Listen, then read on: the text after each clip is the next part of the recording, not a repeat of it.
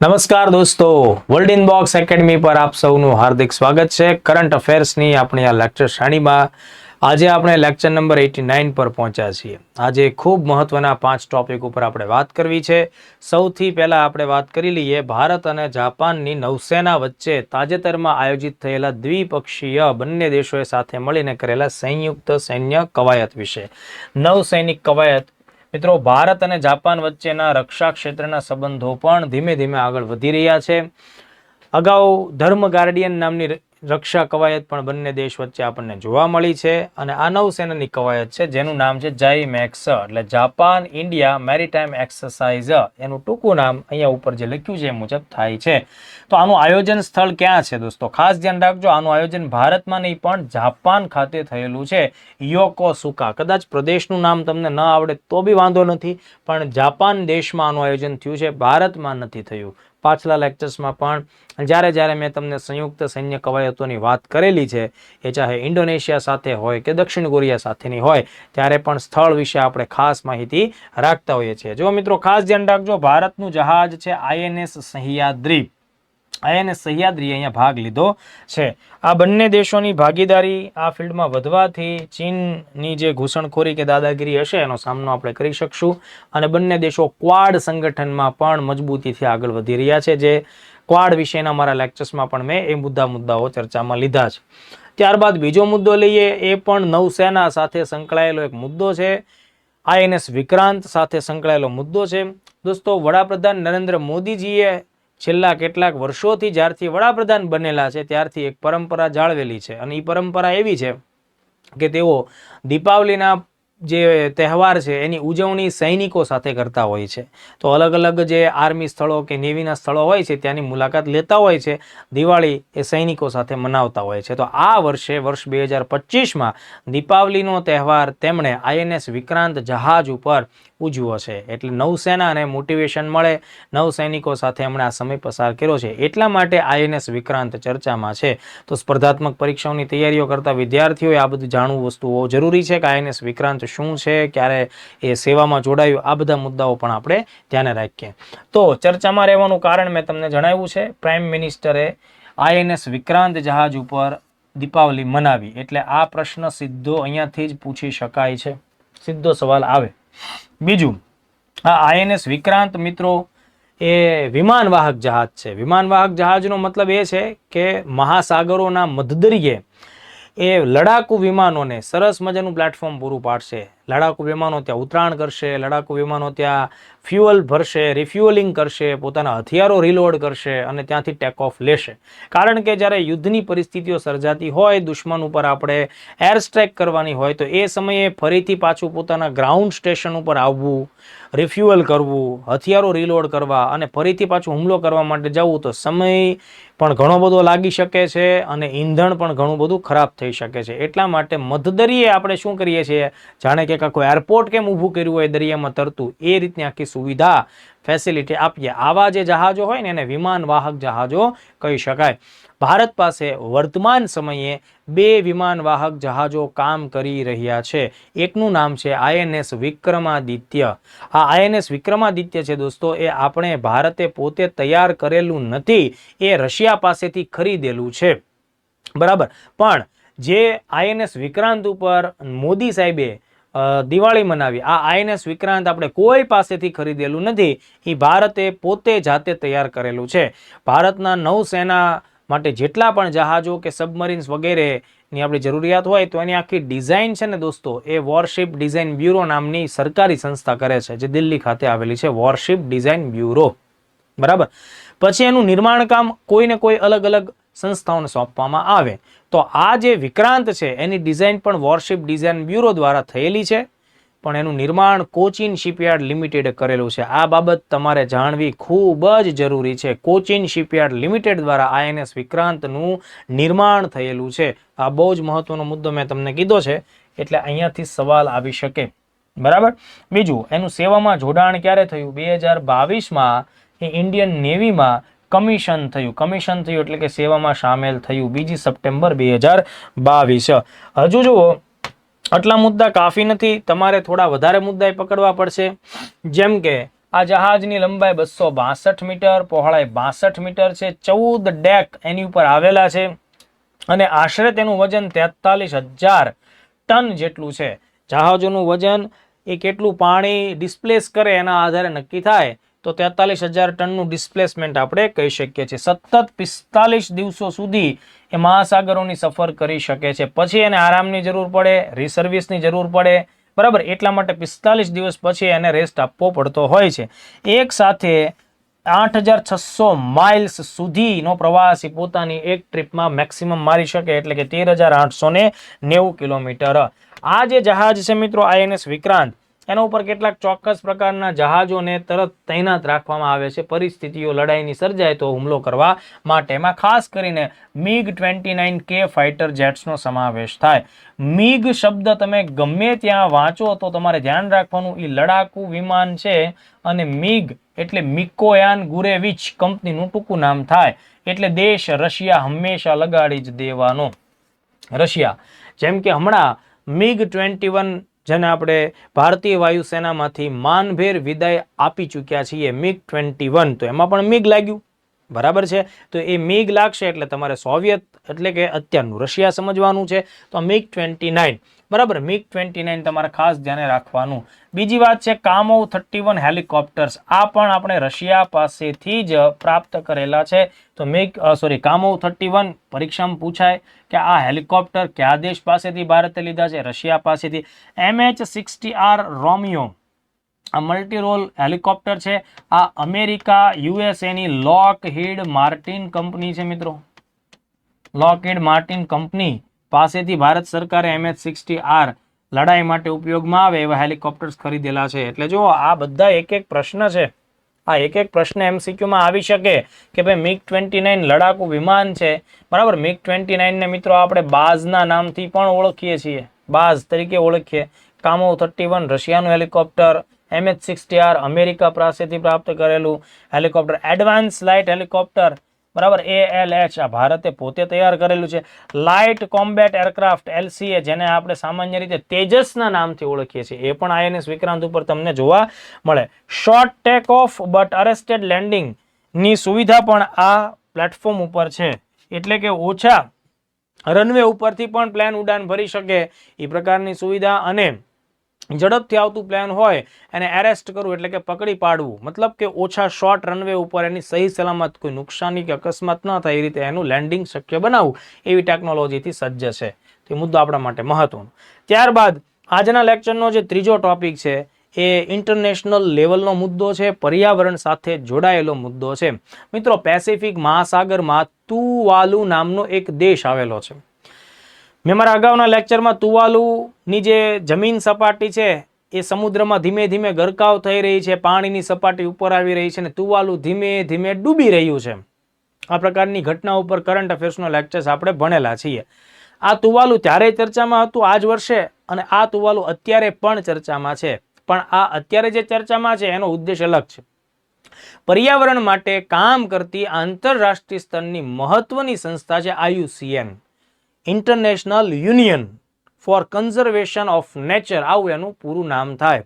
તો આ IUCN નામની સંસ્થા છે મિત્રો, તાજેતરમાં તેમાં તુવાલુ નામનો દેશ તેનો સદસ્ય બને છે અને એની સદસ્યતાને સ્વીકારવામાં આવે છે. એટલે તુવાલુ IUCN નો તાજેતરમાં સદસ્ય બન્યો, આ મુદ્દાને લઈને પ્રશ્ન બની શકે. એટલે ખાસ આપણે ધ્યાને રાખીએ દોસ્તો, IUCN નું પૂરું નામ પૂછી શકાય. આ પર્યાવરણ માટે કામ કરતી ખૂબ જૂની સંસ્થા છે. 5મી ઓક્ટોબર 1948 ના દિવસે એની સ્થાપના થઈ, મતલબ 1948 ની સંસ્થા છે. આ IUCN છે એનું વડું મથક ગ્લેન્ડ નામના શહેરમાં આવેલું છે, જે જીનીવાથી નજીક છે, દેશ સ્વિટ્ઝરલેન્ડ થશે. એનો વર્તમાન મહાસચિવ છે દોસ્તો ગ્રેથેલ એગ્યુએલર. તો અત્યારના ધોરણે આટલા બાબતો આપણે જાણવા જરૂરી છે. પ્લસ 1964 ના વર્ષથી IUCN સંસ્થાએ વિશ્વમાંથી જેની સંખ્યા ઘટી રહી છે એ પ્રકારે પ્રાણીઓની યાદીઓ જાહેર કરી છે, જેને આપણે રેડ ડેટા બુક કહીએ છીએ. પુષ્કળ સવાલો, પુષ્કળ વખત, અનેક વખત પરીક્ષાઓમાં આવે છે કે આ રેડ ડેટા બુક અથવા રેડ ડેટા કઈ સંસ્થા બહાર પાડે છે? IUCN નામની સંસ્થા બહાર પાડે. એનો ઉદ્દેશ શું છે? એનો ઉદ્દેશ છે કે ભાઈ અલગ અલગ સજીવ પ્રજાતિઓની સંખ્યા ધીમે ધીમે કેવી રીતે ઘટી રહી છે, કેટલી સંખ્યા છે, એટલે 9 શ્રેણીઓમાં એ અલગ અલગ સજીવોનું વર્ગીકરણ કરે છે. બરાબર, તો રેડ ડેટા બુક આ સંસ્થા બહાર પાડી આપણા માટે જાણવું ખૂબ જરૂરી થઈ જાય છે. હવે જુઓ, આ તુવાલુ દેશનું પહેલા લોકેશન તમે લોકો જોઈ લો. આ ગ્લોબ પૃથ્વી, આ ઓસ્ટ્રેલિયા છે, એટલે કે દક્ષિણ ગોળાર્ધની બાબત છે. તો દક્ષિણ ગોળાર્ધમાં પેસિફિક મહાસાગરમાં આ લોકેશન ઉપર તુવાલુ તમને જોવા મળે છે. તો તુવાલુનું પહેલા તો લોકેશન ક્યાં છે ભાઈ? પેસિફિક મહાસાગરમાં. આ જાણવું જરૂરી. પેસિફિકમાં પણ કઈ જગ્યાએ? પશ્ચિમ મધ્ય પેસિફિકમાં દક્ષિણ ગોળાર્ધમાં તુવાલુ દેશ આવેલો છે. ઓકે, નાનો એવો દેશ છે. નાનો એટલે દુનિયામાં ક્ષેત્રફળની દ્રષ્ટિએ નાના દેશોની તમે યાદી બનાવો તો એમાં ચોથો સૌથી નાનો દેશ તમને મળશે. બરાબર, તેની રાજધાનીનું નામ છે ફુનાફુટી. ફુનાફુટી. બરાબર, તો આ પણ તમારે ધ્યાને રાખવાનું છે. વિશ્વમાં કદની દ્રષ્ટિએ, ક્ષેત્રફળની દ્રષ્ટિએ ચોથા નંબરનો સૌથી નાનો દેશ છે અને રાજધાની ફુનાફુટી છે. બરાબર, હવે અત્યારે કરંટમાં છે તો એનું મેં તમને કારણ કીધું. શું કીધું? તો કે ભાઈ IUCN ની તાજેતરમાં વર્લ્ડ કન્ઝર્વેશન કોંગ્રેસનું આયોજન UAE, યુનાઇટેડ આરબ અમીરાતમાં અબુધાબી શહેર ખાતે થયું. એમાં એ લોકોએ નિર્ણય લીધો. શું નિર્ણય લીધો? કે ભાઈ આ દેશને, તુવાલુને IUCN માં સ્થાન આપો. કેટલામો દેશ બન્યો? 90મો. બરાબર, 90મો દેશ બને છે. તો આઈ થિંક કે આ આખો મુદ્દો તમને ખબર પડી. લોકેશન બેઝ ક્વેશ્ચન આવી શકે છે, સંસ્થાને ધ્યાનમાં રાખીને પણ સવાલ આવી શકે, એટલે એકદમ એના માટે તમારે તૈયાર રહેવાનું. ચોથા મુદ્દા ઉપર આગળ વધીએ એ પહેલા, તાજેતરમાં જ વર્લ્ડિન બોક્સ એકેડમી ગાંધીનગર ખાતે વર્ગ 3ની વિવિધ પરીક્ષાઓની તૈયારીઓ માટેની સ્પેશિયલ જનરલ બેચ શરૂ થઈ છે 30મી તારીખથી. બરાબર, જેમાં પહેલા દિવસે ડેમો લેક્ચર બારોટ સાહેબે આપ્યો છે. આવતીકાલે ગુજરાત ભૂગોળમાં શિવાંગ સર લેક્ચર્સ આપશે અને ત્યારબાદ ડેમો લેક્ચર્સ અંગ્રેજી વિષય ઉપર છે. તો ગાંધીનગરમાં રહેતા તમારા મિત્રોને સ્પેશિયલ ક્લાસ 3ની બેચ માટે આપણી એકેડમી સજેસ્ટ કરો. તમામ પ્રકારની સુવિધા, પુસ્તક, મટીરિયલ, સાહિત્ય, ડેઇલી ટેસ્ટ, એ બધા જ ફીચર્સ તમે બધા જાણો છો દોસ્તો. 7575061818 આ નંબર ઉપર તમે કોલ કરો અથવા રૂબરૂ આવી શકો છો. એવી જ રીતે જે લોકો ખાખીના દીવાના છે, ખાખી લવર્સ છે, એ ખાખી લવર્સ તમામ મિત્રો માટે થઈને વર્લ્ડિન box academy special constable batch શરૂ કરી રહી છે. આ બેચ ક્યારથી શરૂ થાય છે? 3 નવેમ્બર 2025, 3/11/2025. અને આ જે બેચ છે મિત્રો એ આફ્ટરનૂન સમયગાળામાં છે, એટલે 3:30 થી 5:30નો સમય છે. એટલે જે મિત્રોને સવારમાં જાગીને સુધી દોડવા જ માંડવું હોય તો એને કોઈ પ્રકારનો વાંધો આવતો નથી. અને કેટલાક લોકો એમ હોય કે સર સવારે દોડવાની મજા ન આવે, બરાબર, ઢળતી સાંજે અમારે દોડવું છે, તો 5:30 વાગ્યા પછી સીધું ગ્રાઉન્ડે જ ભાગી જવાનું. એટલે બંને રીતે દોડ એટલે રનિંગના મુદ્દાને ધ્યાને રાખીને આપણે આ પ્રકારનો સમય રાખેલો છે. મિત્રો, વર્લ્ડિન બોક્સ એકેડમી જે વાત કરે છે એ ટોટલી ફેક્ટ અને રિયાલિટી ઉપર જ આપણે વાત કરીશું. આ બંને બેચો તમને શ્રેષ્ઠ પરિણામો આપશે. પોલીસ ભરતીમાં, દરેક ભરતીમાં ગુજરાતના શ્રેષ્ઠ પરિણામો આપણી સંસ્થાએ આપ્યા છે. એટલે તમે પણ અગાઉથી જ આ બેચોમાં જોડાઓ. પરીક્ષા જાહેર થાય પછી તમે ભાગો એનો કોઈ મિનિંગ નથી. અભ્યાસક્રમો બદલાય છે, અભ્યાસક્રમો લેન્ધી બને છે, વિષયોની સંખ્યા વધે છે, નહીં કે ઘટે છે. બરાબર, તો અત્યારથી જ તમારે તૈયારીઓ ચાલુ કરવી પડે. મોટા ભાગના મિત્રો એવું વિચારશે કે હજી તો ક્યાં ભરતી આવી. બરાબર, તો આવશે એટલે તને કઈ અગાઉ કંકોત્રી નહીં મોકલે, સીધી જાહેરાત જ આવી જશે અને 2-2.5 મહિનામાં જ્યાં કેમ તલાટીમાં પડીકું પેક થઈ ગયું એવી રીતે પરીક્ષા પૂરી પણ થઈ જશે. એટલે વહેલી તકે આ બધી બેચો તમે જોઈન કરી લો. ચાલો, તાજેતરમાં ભારતના રાષ્ટ્રપતિ દ્રૌપદી મુર્મુજી ચર્ચામાં છે. 2 કારણોસર ચર્ચામાં છે. એક, એમણે ઐતિહાસિક એક મંદિરની મુલાકાત લીધી છે જે કેરળમાં પશ્ચિમ ઘાટ વિસ્તારમાં આવેલું, અને ઐતિહાસિક તો ખરું, વિવાદિત મંદિર પણ છે, એ છે શબરીમાલા. તો ત્યાંની એમણે મુલાકાત લીધી એટલે ચર્ચામાં છે. અને બીજું કે મેડમે તાજેતરની અંદર જ એક લડાકુ વિમાનની ઉડાન પણ ભરી. એ હું આગળના લેક્ચરમાં ડિટેલમાં ભણાવીશ. પણ અહીંયા શબરીમાલા મંદિરની વિઝિટ લીધી છે એ મુદ્દો આપણે ધ્યાને રાખવાનો છે. વિવાદિત મંદિર મેં એટલે કીધું છે કે આ એક એવું મંદિર છે કે જ્યાં 10 વર્ષથી 50 વર્ષની વય ધરાવતી મહિલાઓને પ્રવેશ ઉપર પ્રતિબંધ છે. તો આ મુદ્દો સુપ્રીમ કોર્ટ સુધી પણ પહોંચ્યો હતો ને સુપ્રીમ કોર્ટે પોતાના ચુકાદામાં એવું પણ કીધું કે ભાઈ આ પ્રકારનો પ્રતિબંધ હોવો જોઈએ નહીં. ફરીથી મોટી બેન્ચને આ જે નિર્ણય છે એની ઉપર ફરીથી વિચાર માટે પણ એક કેસ હજીના ધોરણે પણ પેન્ડિંગ છે. તો આ સ્થિતિમાં સવાલ આવી શકે છે શબરીમાલામાં મંદિર કોનું છે, અને એની સાંસ્કૃતિક બાબતો કઈ છે ત્યાંથી પાછો પ્રશ્ન ઉથલો મારી શકે છે. ખાસ ધ્યાન રાખો મિત્રો. તો આ જે સબરીમાલા મંદિર છે ક્યાં આવ્યું છે? કેરળમાં. અનેક પરીક્ષામાં પૂછાયેલો ક્વેશ્ચન છે. રાજ્ય પૂછાય છે સબરીમાલા મંદિર કેરળમાં છે. પટ્ટનમથિટ્ટા નામનો જિલ્લો છે પશ્ચિમ ઘાટ વિસ્તારમાં. ત્યાં કયા ભગવાનનું મંદિર છે? ભગવાન અયપ્પા. ભગવાન અયપ્પા છે મિત્રો, ખાસ ધ્યાન રાખજો. ભગવાન અયપ્પા એ ભગવાન શિવ તથા વિષ્ણુ ભગવાને જ્યારે મોહિની સ્વરૂપ ધારણ કરેલું, તો ભગવાન શિવ અને મોહિની અવતાર થી ઉત્પન્ન થયેલ ભગવાન ગણાય છે. એ નીતિશાસ્ત્રના દેવ કહેવાય છે. નીતિશાસ્ત્રના દેવ હોવાને લીધે એમને ધર્મશાસ્ત્રના નામથી પણ ઓળખાય છે. જે લોકો નીતિ ચૂકે છે એમને દંડ આપવાનું કામ કરે છે. ભૂતકાળના સમયમાં મહિષી નામની એક રાક્ષસી હતી, તો એનો વધ કોઈ દેવતાઓથી થતો નહોતો, ત્યારે ભગવાન અયપ્પાની ઉત્પત્તિનું આખું વાતાવરણ સર્જાયું હતું. તો તાજેતરમાં આ મંદિર કેમ ચર્ચામાં છે? તો કે આપણા દેશના પ્રથમ નાગરિક દ્રૌપદી મુર્મુજી, જે આપણા રાષ્ટ્રપતિ છે અત્યારના ધોરણે, બરાબર, તો એમણે મુલાકાત લીધી એટલે દેશભરના છાપા, ટીવી બધામાં એ મુદ્દો આવે. ભગવાન શિવ અને વિષ્ણુના મોહિની અવતારમાંથી ઉત્પન્ન થયેલા હોવાને લીધે ધર્મશાસ્ત્ર ભગવાન અયપ્પાને હરિહર પુત્રના નામથી પણ ઓળખવામાં આવે. હરિ એટલે વિષ્ણુ ભગવાન, હર એટલે મહાદેવ થાય, તો એના ઉપરથી હરિહર પુત્રના નામથી પણ ઓળખાય. આ ચર્ચા મેં કેમ કરી? તો કે તમારે વારસાનો મુદ્દો પણ આવતો હોય, અને વારસામાં પણ આવા કંઈક ને કંઈક મુદ્દાઓ આવે કે ભાઈ આ જે સબરીમાલા મંદિર છે મુખ્યત્વે કોને સમર્પિત છે? ભગવાન અયપ્પાને સમર્પિત છે. આ મંદિરમાં તમે પ્રવેશ મેળવો એના પહેલા તમારે 41 દિવસ સુધી વ્રત લેવું પડે છે અને એનું વ્યવસ્થિત રીતે પાલન કરવું પડે છે. પછી જ તમે મંદિરમાં પ્રવેશ કરી શકો. એટલે એમાં બ્રહ્મચર્ય પાળવું પડે, સાદું જીવન, સાદું ભોજન, આ પ્રકારની બધી બાબતો 41 દિવસ તમે પૂરી કરો પછી તમારે મંદિરમાં પ્રવેશવાનું, એવી માન્યતા છે. એમ નામ જો તમે ઘૂસી જાઓ તો તમારો વારો નીકળે. એટલે આ પ્રકારની બધી માન્યતાઓ છે કે ભગવાન નારાજ થાય એ પ્રકારની બાબત. તો 41 દિવસ સુધીના જે વ્રત હોય ને એને મંડલ વ્રતમ કહેવાય. તો આ પણ પ્રશ્ન બને કે કયા મંદિરમાં પ્રવેશ લેતા પહેલા તમારે 41 દિવસનું મંડલ વ્રતમનું પાલન કરવું જોઈએ? તો પણ તમારો જવાબ એ આવશે સબરીમાલા મંદિર. મહિષી નામની રાક્ષસી છે એને હરાવવા એમની ઉત્પત્તિ થઈ. આ મંદિર વિવાદમાં કેમ રહે છે? 10 થી 50 વર્ષની વય સુધીની મહિલાઓ કે જે રજસ્વાલા માંથી પસાર થતી હોય, બરાબર, માસિક ધર્મ માંથી પસાર થતી હોય, તો એવી મહિલાઓને કે ભાઈ આ ઉંમરની મહિલાઓએ મંદિરમાં પ્રવેશવું નહીં. કેમ? તો કે ભાઈ ભગવાન અયપ્પા છે એ નીતિશાસ્ત્રના દેવ છે, બ્રહ્મચર્યનું પાલન કરે છે, તો એમનાથી મતલબ કે એમને પ્રવેશ આપવામાં આવશે નહીં. મુદ્દો સુપ્રીમ સુધી ગયેલો છે. સુપ્રીમે 2018માં 28મી સપ્ટેમ્બરના દિવસે ચુકાદો આપ્યો હતો 4:1 બહુમતથી. અને એ ચુકાદો એમ છે કે ભાઈ વય આધારિત આ મુદ્દો છે, ભેદભાવ કરે છે, એને હટાવવો જોઈએ. તો આ મુદ્દાને લીધે વર્ષો સુધી ચર્ચામાં રહ્યું છે. છેલ્લો મુદ્દો આજના લેક્ચરમાં જોઈએ તો SOAR SOAR કાર્યક્રમ.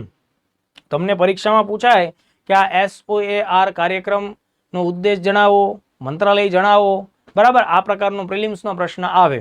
મુખ્ય પરીક્ષામાં જ્યારે તમે આર્ટિફિશિયલ ઇન્ટેલિજન્સના વિકાસ માટે આપણા દેશમાં શું કામ થાય છે અથવા સરકારે કેવા પગલાં લીધા, તો એ બાબતની સાથે પણ તમે આ ટોપિકને જોડી શકો છો GSના જવાબો લખો કે નિબંધો લખો ત્યારે.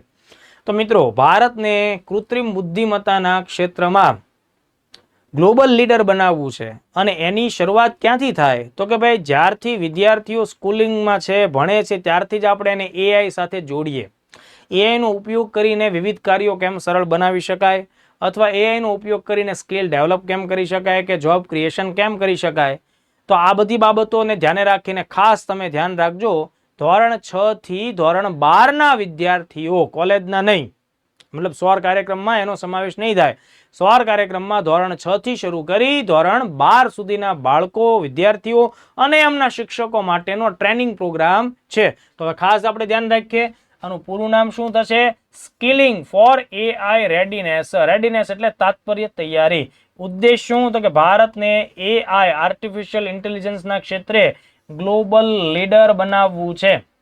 ગ્લોબલ લીડર બનાવવું છે. તો હવે આ પ્રોજેક્ટ કોનો છે?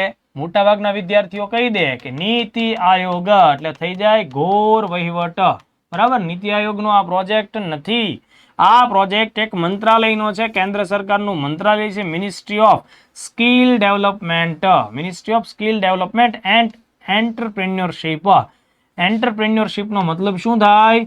ઉદ્યોગ સાહસિકતા. બરાબર છે. અને સ્કિલ ડેવલપમેન્ટ નું મતલબ શું થશે? કૌશલ્ય વિકાસ. તો ભારત સરકારનું મંત્રાલય છે ministry of skill development and entrepreneurship. આ મંત્રાલય મતલબ ભેગું જ છે, નામ મેં તમને સમજમાં આવે એટલે બે ભાગ પાડ્યા છે. Ministry of skill development and entrepreneurship, ટૂંકમાં શું કહેવાય? MSDE. બરાબર. તો એમના દ્વારા આ પ્રોજેક્ટ આખો શરૂઆત કરવામાં આવી છે તાજેતરના સમયમાં. ટાર્ગેટેડ એનું જે વિદ્યાર્થી વર્ગ છે એ કોણ છે ભાઈ? તો ધોરણ 6 થી 12 ના વિદ્યાર્થીઓ. બરાબર. અથવા એની સાથે એના શિક્ષકો. તો વિદ્યાર્થીઓ માટે 15 કલાકના 3 મોડ્યુલ કોર્સનો સમાવેશ આમાં થાય છે. AI to be aware, AI to be acquire અને AI ટુ બી એસ્પાયર. શિક્ષકો જે છે એમના માટે 45 કલાકના સેશન્સનો મોડ્યુલનો સમાવેશ થાય. એનું ટાર્ગેટ શું છે? એનું જે ટાઇટલ છે AI ફોર એજ્યુકેશન. તો SOAR નામનો કાર્યક્રમ મિત્રો આપણે ભણ્યા. તમે ખાસ આ બધા નાના મુદ્દાઓ છે એને જોતા રહ્યો, સમજતા રહ્યો. પરીક્ષામાં તમને વિધાનોવાળા સવાલ પૂછાય કે સિમ્પલ સવાલ પૂછાશે એ આપણે આ આખી ચર્ચાના રડારમાં રેન્જમાં આવશે. અચૂકપણે લેક્ચર્સ કેવો લાગે છે એની પ્રતિક્રિયા આપો. અને બીજી વાત કે જે આવતો સોમવાર હવેથી આપણે, હું તમને એક જ મિનિટ તારીખ પણ જણાવી દઉં. તમને હું એક તારીખ આપી દઉં છું દોસ્તો. 3 તારીખ, 3 નવેમ્બરના રાત્રે સોમવારે આપણે લોકો 25 થી 30 કરંટ આધારિત MCQ, જે મેં તમને છેલ્લા 2 અઠવાડિયામાં જે મુદ્દાઓ ભણાવ્યા છે તેના ઉપર લાઈવ ટેસ્ટ લેશું. મતલબ હું તમને ડિસ્પ્લે ઉપર સવાલ આપીશ અને એના માટે તમને થોડીક સેકન્ડનો સમય આપીશ. તમારે ફટાફટ કોમેન્ટમાં એ વસ્તુઓ જણાવવાની.